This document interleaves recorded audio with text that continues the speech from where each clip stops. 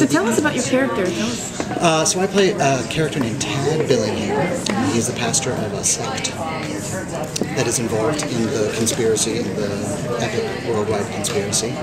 And he, I think,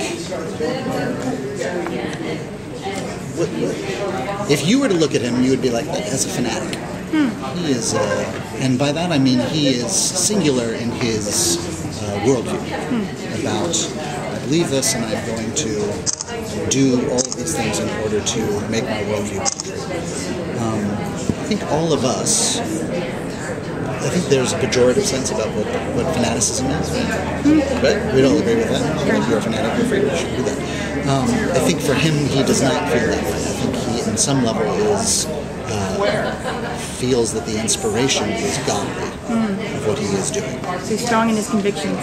He is extremely strong in his convictions, yes. There is a lifelong strength to his conviction. And I think, too, one of the things that will be interesting hopefully to audiences is that when we say that it's a 2,000-year conspiracy, the depth of need and passion that is involved in that started that long ago. And that it isn't just like, oh, my great-great-grandfather was part of this particular sect, I'm going to get involved in that. That there's an actual through line. There's a real through line that people still believe. And by still believe, I mean for real now in the world that we live in. So while there is fiction to it, there is also a great deal of great scoop or two scoops of truth. You sound like you're kind of digging into the mystery a little bit. You're sort of, or you're buying it, I should say. I'm buying it. Yes. I mean, you sound like you know what you're talking about. Well, there has been some studying going on, yes. And I don't know, did you guys watch the panel?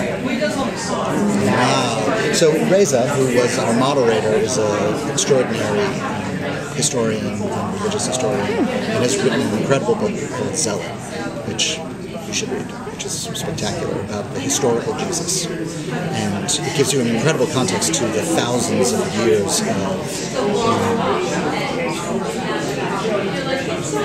struggle, world, life, religious, godly struggle that people have gone through.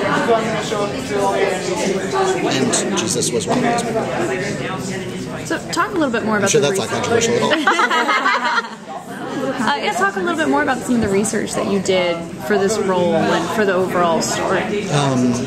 I've been doing a lot of reading and starting with the Bible because there are many aspects to certainly what the character that the character that I played knows the Bible very well, and I grew up religious. I was Catholic. I was raised Catholic, and so knew many aspects of the Bible, both the Hebrew Bible and the New Testament, and so that's reading it. And then there are a great many evangelical writers in America. Certainly, that particular tradition, the writing tradition, and the preaching tradition that they have, also plays into the world that Pastor Tad is involved in. Does that make sense? Is that both vague and specific enough? Good job. Sure. Well, I'm an actor. Have you added anything to your character that wasn't originally scripted? No. So you play a great character? Well, the writing is very good. And that's when you know that when you don't have to add a bunch of whistles and bells and whistles, whistles and bells. I was like, whistles and bells? That doesn't sound right at all. When you don't have to add them, and you can actually really reveal what the writing is, then you know you're with good writers. And reading good writing, because you spend your whole life training to be a storyteller.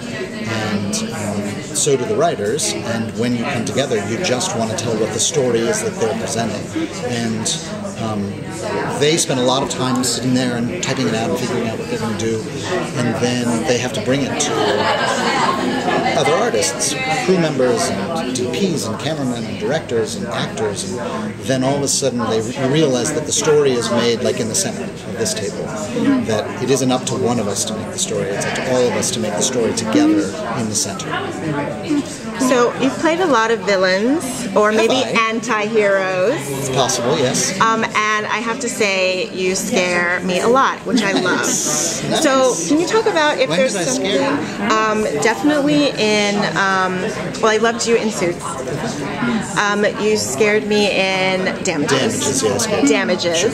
I even loved you, although you weren't a bad guy in Person of Interest. I've watched you do Oh, everything. nice. So can you maybe talk about what draws you to maybe the darker roles, or even a role like this? Like, what is it about it that you really Let me dig just say, yourself into?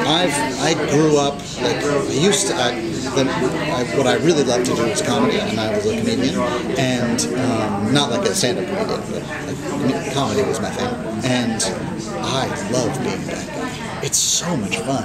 I got to kill my friend on Damages. It's fantastic. Shooting somebody with a gun, walking around New York City streets with a gun in your mouth was awesome.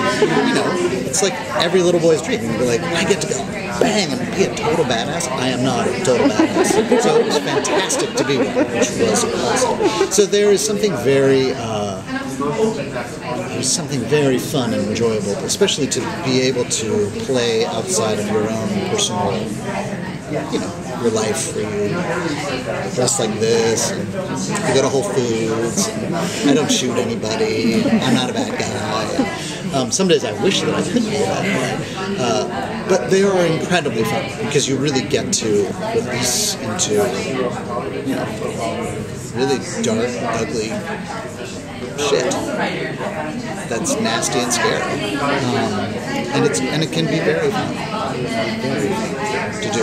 And I think this character, there is something.